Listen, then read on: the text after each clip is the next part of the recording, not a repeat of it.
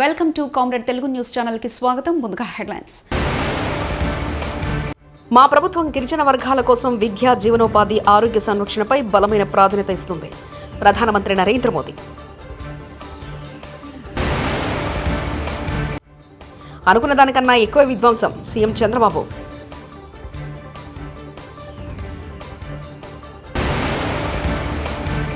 సంగారెడ్డి జైల్లో లగచర్ల రైతులను జైల్లో ములాఖత్ కోసం వెళ్లిన బీఆర్ఎస్ పార్టీ నేతల బృందం.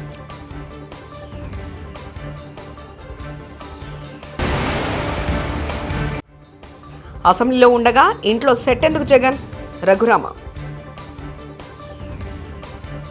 గిరిజన వర్గాల కోసం విద్య, ఆదాయం మరియు ఆరోగ్య సంరక్షణ మెరుగుపరచడంలో ఎన్డీఏ ప్రభుత్వం నిబద్ధతను ప్రధాని మోదీ హైలైట్ చేశారు. కొత్త విశ్వవిద్యాలయాలు, కళాశాలలు మరియు ఏకలవ్య పాఠశాలల స్థాపన, సాంకేతిక విద్యలో స్థానిక భాషలను ప్రోత్సహించడం మరియు క్రీడా సౌకర్యాలను పెంపొందించడం గురించి ఆయన ఉద్ఘాటించారు. ప్రభుత్వం వెదురు చట్టాలను సరళీకృతం చేసింది, అటవీ ఉత్పత్తులను ఎంఎస్పీ పరిధిని విస్తరించింది మరియు లఖపతి దీదీ ప్రచారం వంటి కార్యక్రమాలను ప్రవేశపెట్టింది. సికిల్ సెల్, అనీమియాను పరిష్కరించడానికి మరియు మొబైల్ యూనిట్లు మరియు ఆయుష్మాన్ కేంద్రాల ద్వారా మెరుగైన ఆరోగ్య సంరక్షణను అందించడానికి చేస్తున్న ప్రయత్నాలపై కూడా చర్చించారు. बीते दशक में स्कूल से लेकर उच्च शिक्षा तक आदिवासी क्षेत्रों में बेहतर संभावनाएं बनी है. आजादी के 6-7 दशक बाद भी देश में एक ही सेंट्रल ट्राइबल यूनिवर्सिटी थी. बीते 10 सालों में एनडीए ने, इस सरकार ने 2 नई सेंट्रल ट्राइबल यूनिवर्सिटी देश को दी है. इन वर्षों में अनेक डिग्री कॉलेज, अनेक इंजीनियरिंग कॉलेज, दर्जनों आईटीआई आदिवासी बाहुल्य जिलों में बने हैं. बीते 10 साल में ఏపీ అసెంబ్లీలో బడ్జెట్పై చర్చ జరిగింది. ఈ సందర్భంగా ముఖ్యమంత్రి చంద్రబాబు నాయుడు మాట్లాడుతూ గత ఎన్నికల్లో ప్రజలు మహా ఉద్యమంలా మునుపెన్నడూ చూడని చైతన్యంతో ఓట్లు వేశారన్నారు. 13.5% గ్రోత్ గతంలో సాధించామని తెలిపారు. 2019లో ఒక్క ఛాన్స్ అని మాట అది చెప్పి అధికారంలోకి వచ్చారు. నాకు 4-5 నెలలు పట్టింది. జరిగింది చూస్తే అనుకున్న దానికన్నా ఎక్కువ విధ్వంసం జరిగిందని ఆయన తెలిపారు. జీవోలు పెట్టలేదని, సీఏజీకి లెక్కలు ఇవ్వలేదన్నారు. రాష్ట్రంలో విభజన కన్నా ఈ 5 సంవత్సరాలు ఎక్కువ విధ్వంసం జరిగిందన్నారు.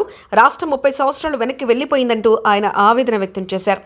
80,914 కోట్లు, కార్పొరేషన్స్ డెట్ 2,48,677 కోట్లు, సివిల్ సప్లైస్లో అప్పు 36,000 కోట్లు, డ్యూ టు పవర్ సెక్టర్లో వాళ్ళకి ఇవ్వాల్సింది 34,267 కోట్లు, outstanding dues to vendor స్కీమ్స్కి ఇప్పుడు బకాయిల దిశ మొత్తం కాంట్రాక్టర్ అందరికీ 1,13,244 కోట్లు. అదే మరి ఉద్యోగస్తులకు ఇవ్వాల్సింది ఇమీడియట్గా 21,980 కోట్లు, non contribution of sinking fund కింద 1,191. ఇవన్నీ కలిపితే 9,74,556 కోట్లు ఇప్పుడు తేలిన అప్పులు. ఇంకా తవ్వితే ఎంత వస్తుందో నాకు తెలియదు. నేను ముందే చెప్పా, ఓసారి దివాలా తీసామంటే అందరూ వస్తారు, మాది కూడా ఉందని. కానీ అది చెప్పడం లేదు కాబట్టి గుమ్మడంగా ఏం చేయాలో చేసే పరిస్థితికి వచ్చాం. ఇది కాదని ఎవరన్నా అంటే రండి, లెక్కలు చూపిస్తా. ఆ లెక్కలు చూసిన తర్వాత గుంజీలు తీస్తా. ఆశ అనుకోవద్దండి, ప్రజా జీవితాన్ని దుర్వినియోగం చేయొద్దండి. పిల్ల చేస్తూ వద్దు. లెక్కలు లెక్కలే. ఈ లెక్కల్ని ఎవ్వరు ఏమీ చేయలేరు. గవర్నమెంట్ దగ్గర మీరు అకౌంట్ దాచిపెట్టారు. ఈరోజు మేము ఏది కూడా దాపరికం లేదు.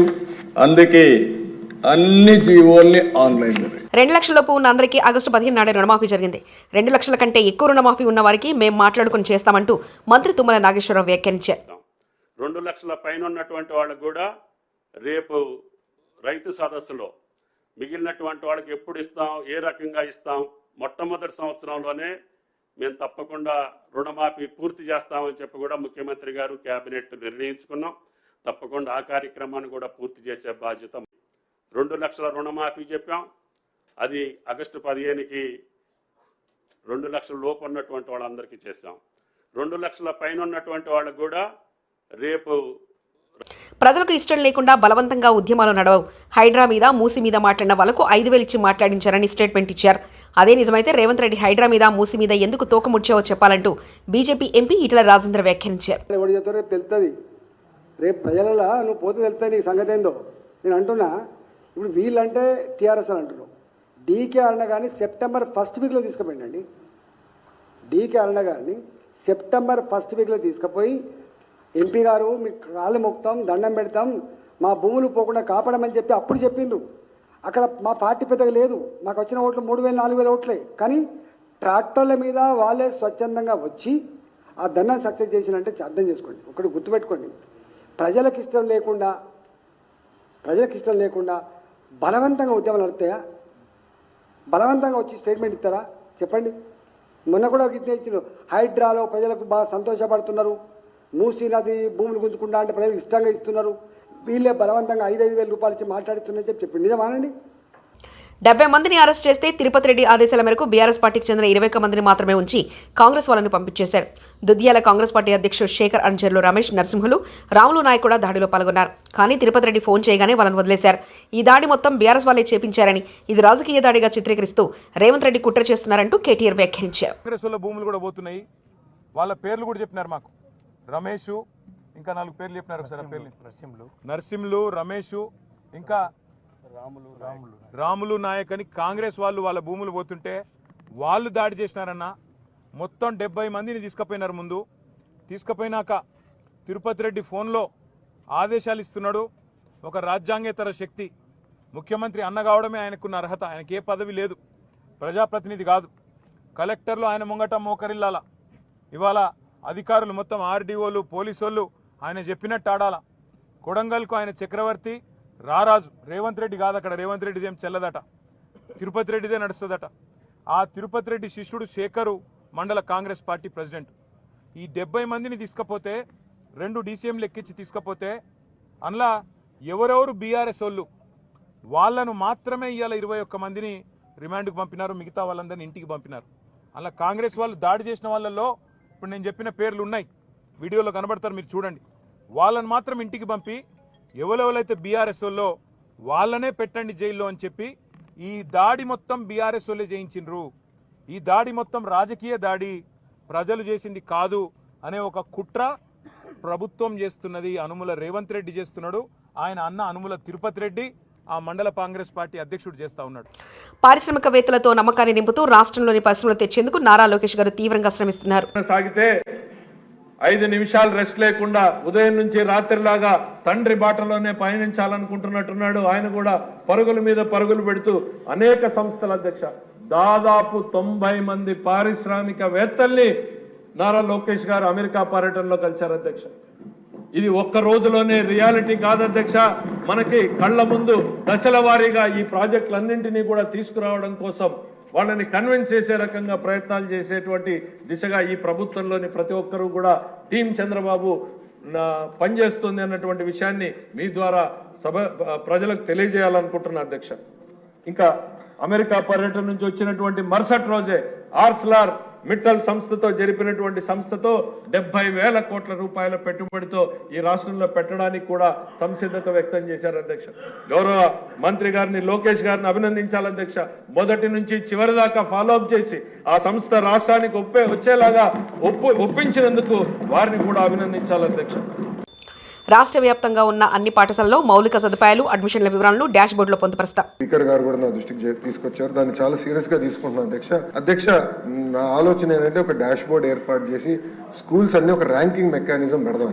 ఏ కేటగిరీ స్కూల్స్ ఏంటి, B category, C category, D category schools ఏంటి, డి కేటగిరీ స్కూల్స్ ని సి కేటగిరీ తీసుకురావాలి, సి కేటగిరీ స్కూల్స్ ని బి కేటగిరీ తీసుకురావాలి. ఇన్ఫ్రాస్ట్రక్చర్ ఒక భాగం అయితే ఉపాధ్యాయులు అంటే ఎంతమంది ఉపాధ్యాయులు ఉన్నారు అది 2 భాగం, 3 భాగం అవుట్కమ్ ఏంటి అంటే ఫండమెంటల్ లెర్నింగ్ అవుట్కమ్స్ ఎంతవరకు ఉన్నాయి, పిల్లలు ఎంతవరకు పర్ఫామ్ చేయగలుగుతున్నారు, దానిపైన కూడా క్షుణ్ణంగా మేము అది టెస్ట్ కూడా ఏర్పాటు చేసి అది ట్రాన్స్పరెంట్ గా అటు పక్కన ఉపాధ్యాయులకి ఇంకో పక్కన విద్యార్థులు తల్లిదండ్రులు కూడా తెలియజేయాలని లక్ష్యంతో మేము పనిచేస్తున్నాం అధ్యక్ష. ఈ సభాముఖంగా గౌరవ సభ్యులు కూడా నేను కోరుతున్నా అధ్యక్ష. డిసెంబర్ మొదటి వారంలో మెగా పీటీఎం ఏర్పాటు చేస్తున్నాం. గౌరవ సభ్యులందరూ దాంట్లో పాల్గొవాలని ఈ సభాముఖం కోరుతున్నా అధ్యక్ష. అంతేకాకుండా గౌరవ సభ్యులు కూడా నేను నోటు పంపిస్తాను అధ్యక్ష. తిరుమల శ్రీవారిని సినీ నటుడు విశ్వక్ సేన్ దర్శించుకున్నారు. శ్రీవారి మెట్టు మార్గం ద్వారా గురువారం కాలినడకన తిరుమల చేరుకున్న విశ్వక్ శుక్రవారం ఉదయం వీఐపీ ప్రారంభ విరామ దర్శన సమయంలో స్వామివారి సేవలో పాల్గొన్నారు. తిరుమల తిరుపతి దేవస్థాన అధికారులు ఆయనకు స్వాగతం పలికి దర్శన ఏర్పాట్లు చేశారు. దర్శన అనంతరం పండితులు ఆయనకు వేద ఆశీర్వచనం చేసి స్వామివారి తీర్థప్రసాదాలు అందజేశారు. మూడోసారి మూడో రిలీజ్. సో స్వామివారి సెంటిమెంట్ నిన్న శ్రీవారి మెట్లు ఎక్కువ వచ్చినండే. సో చాలా అద్భుతమైన దర్శనం అయింది. స్వామివారిని గెలిచినప్పుడల్లా కోరికలు అడగడం మర్చిపోతుంటా. So 22nd release. పెన్షన్లకు కార్పొరేషన్ అన్నారు, ఏమైందో తెలియదు. జీపీఎస్ సిపిఎస్ రద్దు చేస్తామని చెప్పి హామీపై కూడా ఓటమి నేతలు మాట్లాడడం లేదు. ఆర్టీసీ ఉద్యోగులను ఇంకా ఓపీసీలోకి తీసుకురాలేదు. నిరుద్యోగ భృతి, ఉద్యోగ కల్పనకు బడ్జెట్లో కేటాయింపులు ఎందుకు చేయలేదు? ఏపీ ఎన్జీఓ అసోసియేషన్ మాజీ రాష్ట్ర అధ్యక్షులు నలమూరు చంద్రశేఖర్ రెడ్డి వ్యాఖ్యానించారు. కానీ మరి దాదాపు 150 రోజులు దాటిపోయింది. ఇంతవరకు కూడా మరి ఆ యొక్క పెన్షనర్స్ కార్పొరేషను ఎంతవరకు వచ్చిందో మరి ఇక్కడ తెలియట్లేదు అని చెప్పేసి కూడా నేను ఈ సందర్భంగా తెలియజేస్తా ఉన్నా.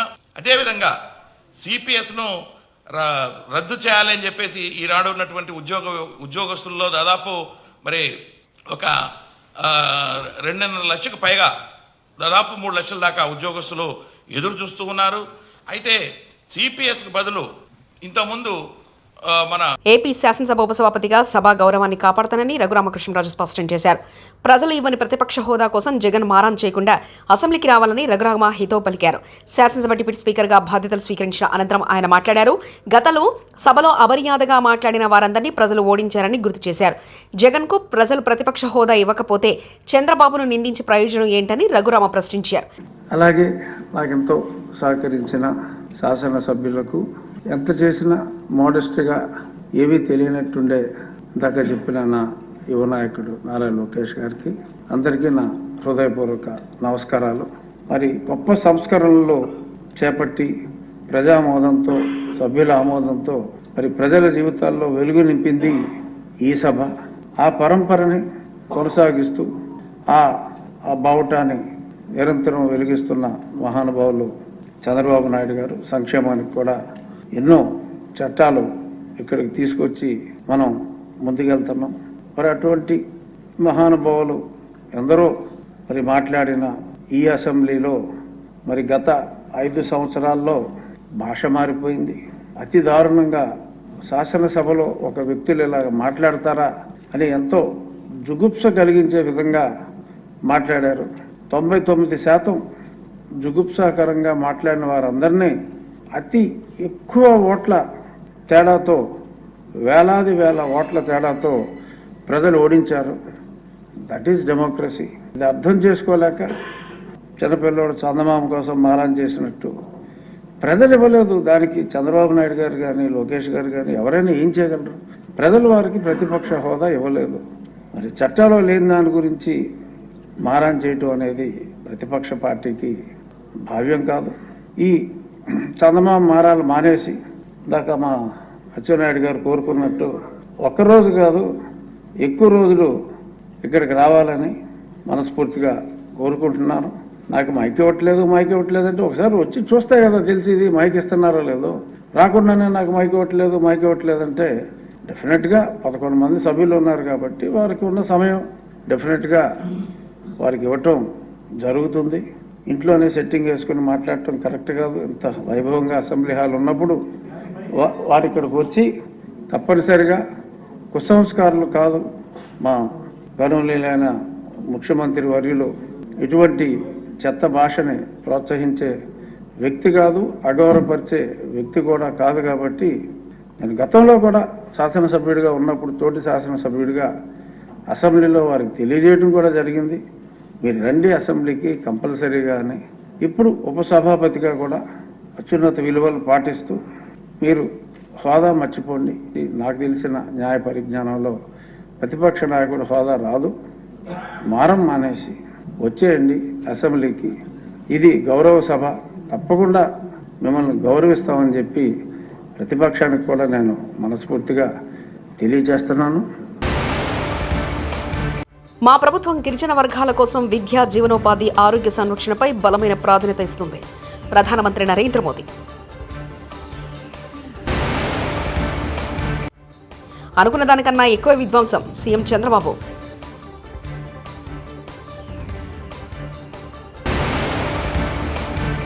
సంగారెడ్డి జైల్లో లగచర్ల రైతులను జైల్లో ములాఖత్ కోసం వెళ్లిన బీఆర్ఎస్ పార్టీ నేతల బృందం.